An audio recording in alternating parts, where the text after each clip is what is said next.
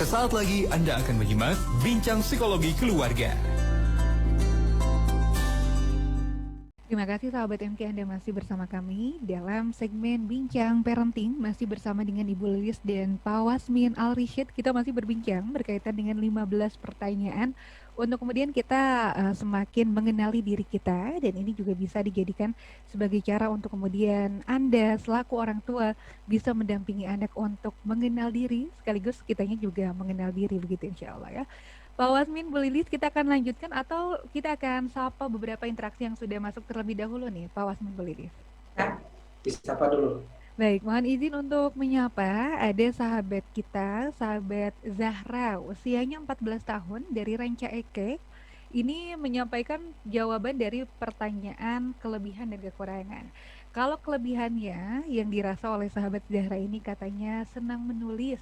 Jadi kalau ada sesuatu saya pengennya nulis di mana aja, tidak beraturan, mau kertas bekas atau bahkan di buku pelajaran. Dan Zahra ini selalu menulis saat ada sesuatu yang mengganjal di hati. Sampai dulu pernah buku sekolah katanya yang harus ditulis dengan pelajaran malah ditulis dengan coretan. Karena sahabat kita ini senang sekali menulis dan menggambar. Kemudian kekurangannya merasa kurang pede dengan gambaran saya dan tulisannya yang acak-acakan begitu. Kemudian ada lagi sahabat Nurul dari Bandung. Sahabat Nurul ini menyampaikan kelebihannya, saya ini senang sekali bertemu dengan orang. Tetapi kadang ada waktu juga di mana saya merasa tidak senang bertemu dengan banyak orang. Sebetulnya apa yang terjadi dengan diri saya, katanya Pak Wasmin Lilis. Senang untuk bertemu orang, tapi ada masa tidak mau bertemu orang juga. Itu hanya menyampaikan kelebihannya begitu. Lalu ada sahabat kita, kalau ini bertanya, memiliki anak laki-laki usianya 16 tahun dan sekarang di pondok pesantren. Pernah mengikuti psikotes 2 kali dengan psikolog yang berbeda dan hasilnya juga berbeda. Kenapa ya, katanya. Itu barangkali Pak Wasmin, Bu Lilis, silakan.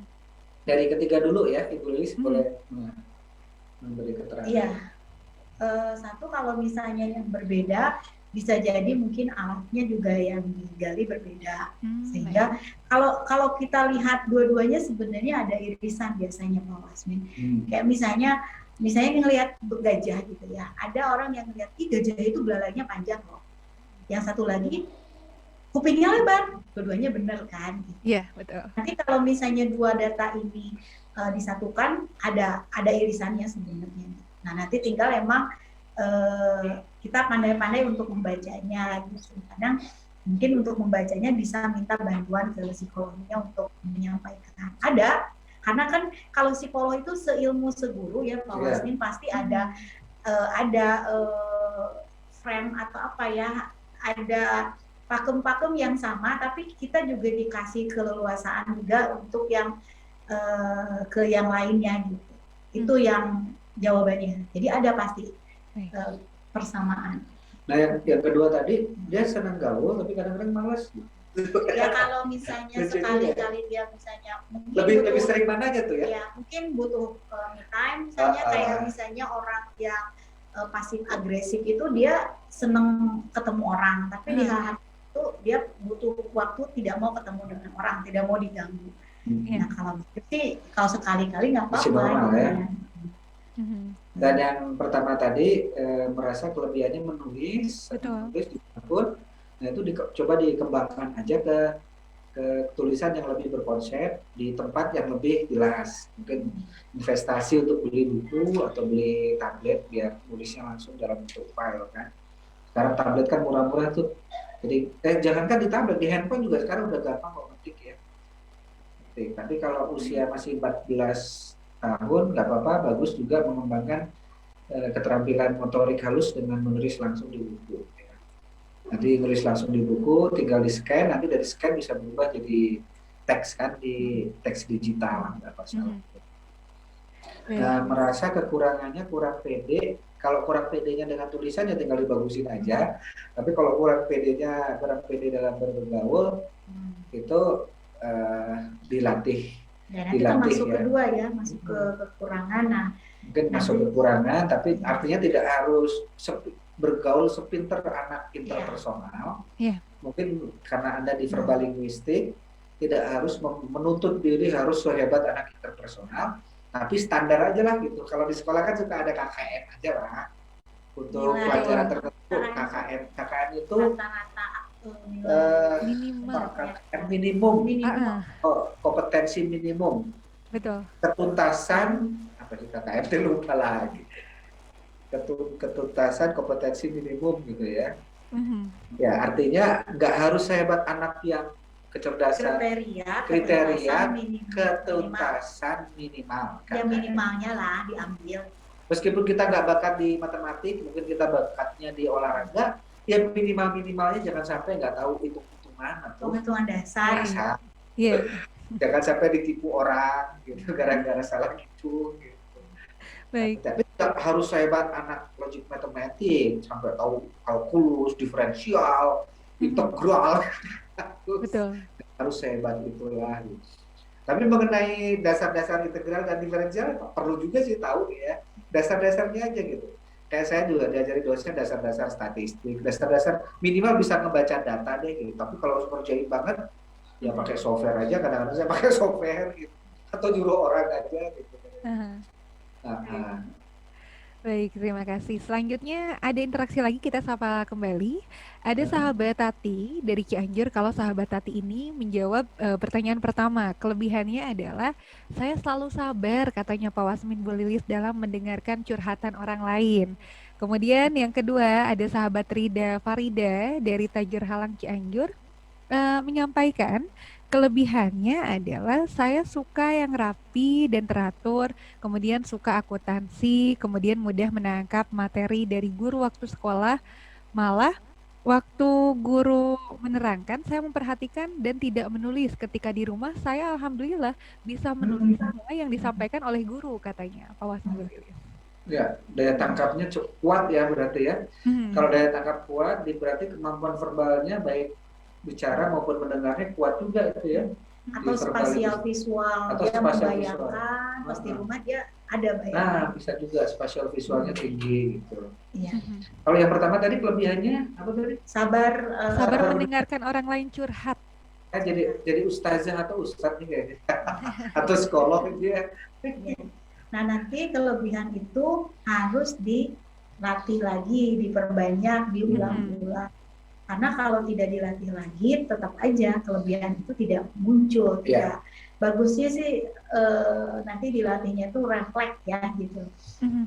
Untuk apa namanya tadi nulis istilahnya refleks dan menulis itu mudah banget. Nah nanti kalau diulang-diulang sudah mulai produktif Pak Wasmin di ya.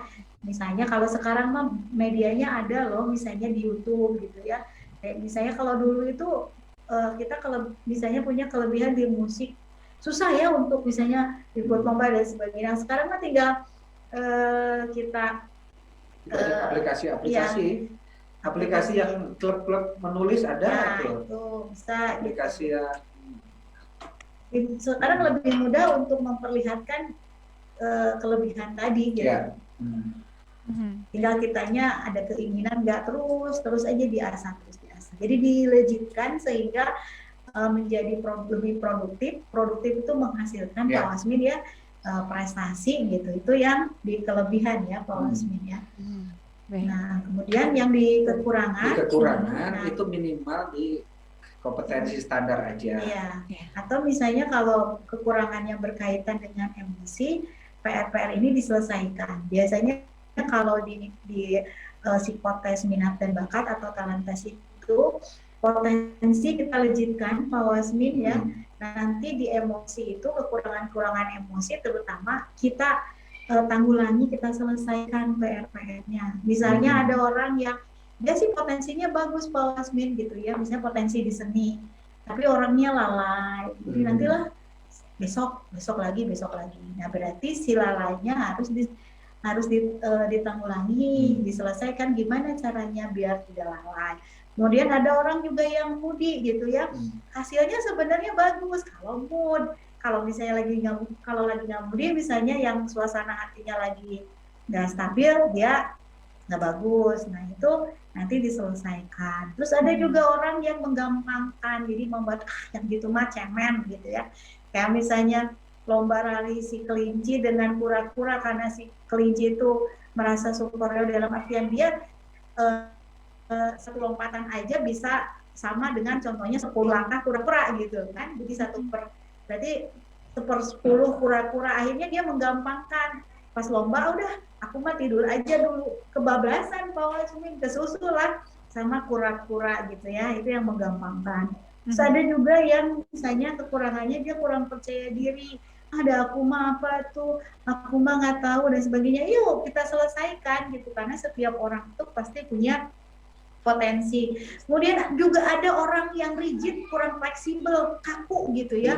Nah ini juga harus diselesaikan, karena kalau enggak misalnya dia nanti ketemu dengan atasan, ketemu dengan klien, sesuai dengan dia ya orang pada lari gitu ya. Nah itu kayak misalnya standarnya harus sama dengan dia. Standarnya kayak kemarin nih saya mendengar ada yang viral tentang makanan. Akhirnya kita pengen lihat gimana sih viralnya. Pas di sana kita harus ngantri penuh. Nah terus ada kursi yang kursi-kursi itu masih kosong. Nah terus saya bilang, saya boleh nunggu di sini? Nggak boleh katanya, kata si petugasnya. Harus ngantrinya di depan. Nah ini kan kurang fleksibel. Akhirnya dalam hati ini makan aja mau bayar, kok harus ngantri gini gitu ya. Saya kan ini tuh bukan meminta sumbangan, tapi saya mau beli, ya udahlah cari aja ke yang lain. Nah dia hilang, hati-hati ketika misalnya kita kan akan ada memori, nggak usah ke sana, juga dulu pengalaman gitu. Jadi harus fleksibel itu misalnya orang ngantri berdiri, ya istilahnya kan itu masih yang kosong, duduk dulu atau gimana, atau dipercepat gitu ya, sigap dan sebagainya, sehingga tidak ada orang yang tadi ya Pak Wasmin merasa ini. Kemudian ada juga yang tidak suka aturan gitu. Nah ini hati-hati, karena dimanapun ada aturannya Pak Wasmin. Misalnya sok ke hutan, di hutan malah lebih aturannya lebih sadis ya, siapa yang kuat dia yang menang ya Pak Wasmin gitu. Kemudian ada yang cuek juga aja gitu, kalau nggak bisa hidup ini cuek. Nah ini harus diselesaikan kalau kekurangan. Kelebihan silakan lejikan. Nah kekurangan ini biasanya berkaitan dengan emosi Pak Wasmin gitu. Makanya yang dikatakan Daniel Goleman itu 20% menyumbangkan terhadap keberhasilan seseorang. Apa itu 20%? Intelektual atau potensi. Nah tadi yang kita lejitkan gitu. Nah 80% memberikan sumbangan lagi, yang mana emosi. Nah biasanya nanti yang harus diselesaikan, ditanggulangi adalah berkaitan dengan kekurangan dari sisi tadi emosi Pak Wasmin.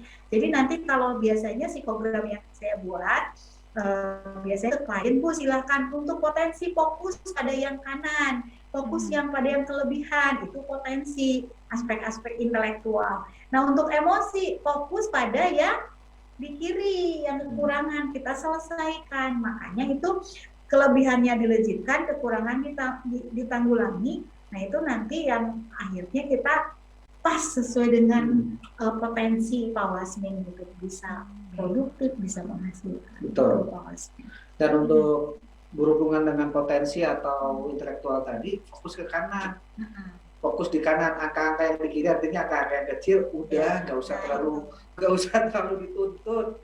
Sebagai orang tua kita jangan terlalu nuntut anak. Tadi KKM aja, kayak minimal aja KKM. Misalnya matematik KKM-nya 6,2, ya minimal segitulah misalnya. Nggak harus. Dan untuk nyampe angka segitu mah asal rajin ya. Nah itu ya. Asal mau kerjain tugas itu mah udah dapet lah biasanya. Nggak harus hebat anak-anak yang memang bakatnya di situ. Gitu.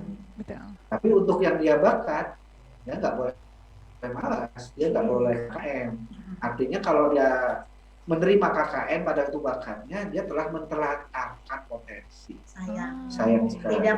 Tidak bersyukur gitu. Iya, tidak melanjutkan yang 20% tadi. Iya, itu biasanya adalah karena di faktor emosi tadi tidak lihat yang kiri untuk segera tanggulangi.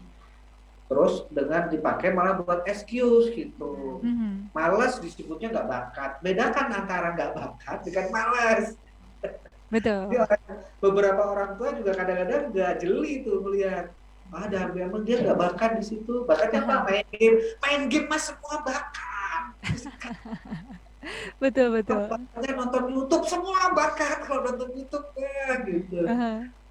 Jadi orang tua termasuk juga ketika kita bicara sleep and build tadi, ada beberapa orang tua yang salah paham ya, tapi nggak banyak ya, sedikit mengenai anak yang memang kena kendala gerak, ya, bahkan kecenderungannya ke ADHD, attention deficit disorder, ADD ya, ADHD, attention hyperactive deficit disorder, gangguan hiperaktif dan pemusatan pemikiran, perhatian, dianggapnya cerdas kinestetik gitu. Kalau gara-gara dia tidak mau menjalani terapi atau gara-gara dia malas jalan terapi, oh anak saya mah cerdas kinestetik, banyak gerak, padahal itu anak hiperaktif, disebutnya cerdas gerak. Akhirnya apa? Akhirnya tidak tertangani dengan baik karena orang tuanya denial. Orang tuanya nggak siap dengan kelebihan dan kekurangan ini anak. Harus butuh kejujuran. Butuh kejujuran, butuh awareness. Orang tua juga nggak boleh ego di sini. Akui aja emang anak saya punya kekurangan ini, tapi kelebihannya lebih banyak. Bahkan disinyalir anak-anak yang indigo itu, sampai saat ini indigo itu masih kontroversial. Bahkan banyak psikolog dan dokter di barat mengatakan indigo itu fenomena anak ADD yang orang tuanya masih denial untuk pergi ke tempat terapi gitu. Akhirnya dengan gampangnya dia anggap itu sebagai kelebihan dalam konteks lari dari masalah. Menyalahkan misalnya, Bu itu yang mau keluar dari sekolah itu bukan diri aku tapi teman aku gitu. Teman virtual. Iya, kalau teman kamu ya bilangin sama kamu, berarti yang dikasih sanksi kamu karena dia ada di dalam pikiran kamu. Ya anak-anak indigo itu banyak yang akhirnya kasihan, terlantar bakatnya terlantar. Karena sebetulnya indigo itu adalah fenomena kecerdasan biasa yang orang juga bisa latih itu, tapi ada problem-problem kendala di gerak, kendala di konsentrasi, dan lebih lagi kendala di emosi gitu ya. Kayak misalnya untuk melihat kelebihan, orang tua itu harus dinetralkan ya Pak Wasmi. Jadi jangan ada kecenderungan gitu. Karena kalau ada kecenderungan, misalnya contohnya saya psikolog, saya kecenderungan anak saya pengen psikolog, ya gimana aja caranya biar anak jadi saya psikolog, nggak boleh. Tapi kalau misalnya nanti pilihan anak saya psikolog atas pilihannya, ya silakan gitu. Nah ini harus di orang tua, karena banyak orang tua yang misalnya, ini Bu, ini bagus, ini juga kami tertolong, ini nanti mencari nafkah juga lebih gampang gitu. Nah itu harus kecenderungan orang tua bisa membuat tidak objektif dalam melihat potensi anak. Sampai ada cerita anekdot ya, seorang guru TK nanya ke anak TK, siapa yang ingin masuk surga? Saya semuanya pada ngacung. Ini ada sebut saja namanya Anto gak mau ngacung. Guru TK-nya nanya, Anto kenapa kamu ngacung? Kamu gak pengen masuk surga? Si Anto jawab, Bu, bukannya saya nggak pengen masuk surga, tapi ayah saya pengen saya masuk ABRI, katanya. Itu kayaknya tahun kita ya. Tapi kalau sekarang orang tua saya pengen masuk saya dokter, orang tua saya pengen masuk saya versi orang tua sekarang ya. Pengen saya masuk artis, pengen jadi desainer. Jadi nggak, kecenderungan orang tua kadang tidak membuat objektif. Kasihan loh anak, istilahnya tadi ditawarin surga nggak mau karena sama orang tuanya harus masuk ABRI gitu. Masuk PNS. Betul. Baik. Alhamdulillah, terima kasih Pak Wasmini Bu Lilis. Sebelum kita jeda, mohon izin saya sapa kembali, ada satu interaksi yang masuk, ada sahabat kita, sayang sekali tidak disebutkan namanya, dari Bandung. Usia saya saat ini 22 tahun katanya, tetapi Pak Wasmini Bu Lilis, saya sampai saat ini masih bingung mengetahui kelebihan saya apa dan masih mencoba untuk kemudian mengenali diri karena merasa segala hal ingin bisa begitu. Pada akhirnya sampai saat ini saya tidak fokus, kuliah dilakukan, kemudian bekerja juga katanya, tapi tidak ada yang saya fokus di mana begitu. Ya, untuk pesan buat Anda yang usianya masih di bawah 27 ya, 28 lah, itu masih silakan untuk berpetualang, silakan.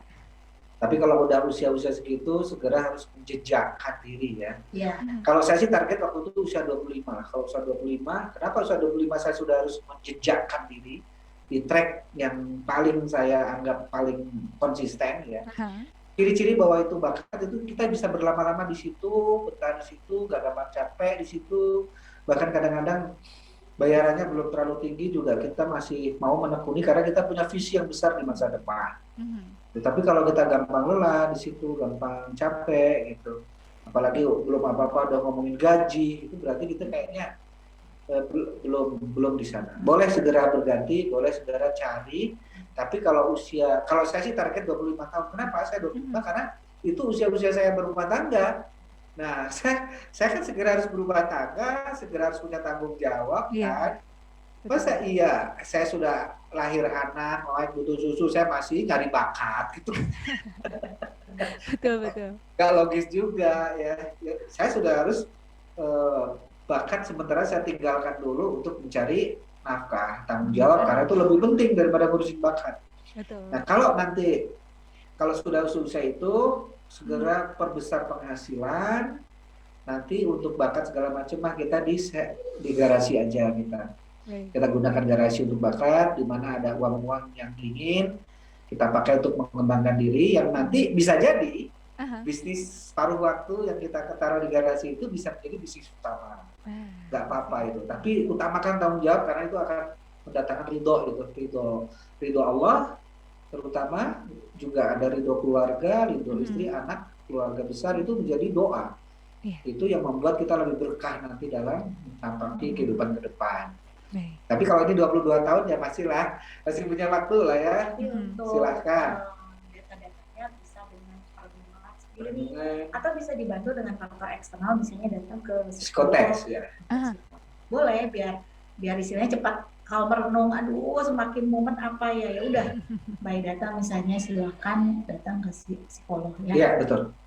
Psikolog lebih tepat lagi sebagai data tambahan yang lebih valid ya. Baik. Jadi bisa lebih cepat untuk mengetahui tadi ya, insya Allah. Iya, betul. Baik, Pak Wasmin, Ibu Lilis, mohon izin kita jeda terlebih dahulu. Insya Allah nanti masih akan ada segmen terakhir, begitu ya. Nampaknya 2 pertanyaan kelebihan kekurangan. Wah, sudah 1 program habis. Berarti 15 pertanyaan nanti kita bahas di kesempatan berikutnya ya. Baik.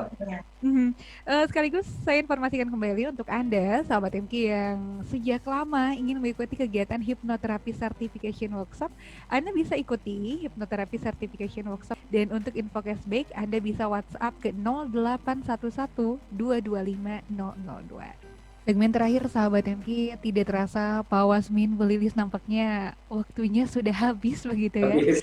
Betul, padahal pembahasannya masih banyak sekali yang ingin kita tanyakan, tapi mudah-mudahan sahabat MK yang bergabung pun bisa kita sapa di lain kesempatan. Di akhir, Pak Wasmin, Bu Lilis, silakan apabila ada yang ingin disampaikan untuk sahabat MK di rumah, silakan. Ya, karena mendampingi anak mengenal dirinya itu sekaligus double ya, dengan orang tua juga mengenali diri sendiri, karena memang man harofa nafsahu harofa robbahu. Barang siapa yang mengenal dirinya, dia akan memudahkan mengenal Tuhan. Itu hadis yang ada dalam bukunya Imam Al-Ghazali ya. Hadisnya saya lagi cari-cari ini apa perkataan Imam Al-Ghazali atau ini hadis ya. Tapi intinya sangat masuk akal jika itu betul perkataan Imam Al-Ghazali, barang siapa yang mengenal dirinya akan mengenal Tuhannya, ya karena Allah memang salah satu bukti keberadaan Allah adalah diri kita ini. Betul. Dengan segala misteri-misterinya, keunikan-keunikannya. Maka mendampingi anak dalam mengenal emosinya, mengenal dirinya, mengenal body image-nya, dan nanti mulai mengenal lebih dalam tentang kebahagiaan dan kesedihannya, dan kira-kira apa faktor yang sangat penting bagi dirinya di masa depan, itu secara tidak langsung juga membuat kita orang tua merenung kembali gitu. Ketika saya baca 15 pertanyaan ini pun jadi merenung kembali gitu ya. Dan sahabat-sahabat yang ingin 15 pertanyaan ini, nanti saya kasih nomornya, sekaligus yang ingin mendaftar di Hipnoterapi Certification Workshop di nomor yang sama, dan yang ingin mendaftarkan anak SD yang sedang nyari SD maupun TK, Anak Langit sudah buka pendaftaran untuk daerah Bandung Timur dan sekitarnya, daerah Cilenyi, daerah Soekarno-Hatta, Cinunuk, Ranca Ekek, Jatinangor, ya itu Anak Langit sudah membuka pendaftaran baik prasekolahnya maupun SD-nya. Silakan hubungi di nomor 0811225002. 0811225002 di nomor yang sama. Kalau pengen 15 pertanyaan, bilang 15 pertanyaan. Kalau pengen masuk SD, bilang SD Anak Langit. Kalau mau daftar hipnoterapi atau HCW boleh ya. Ke 0811225002.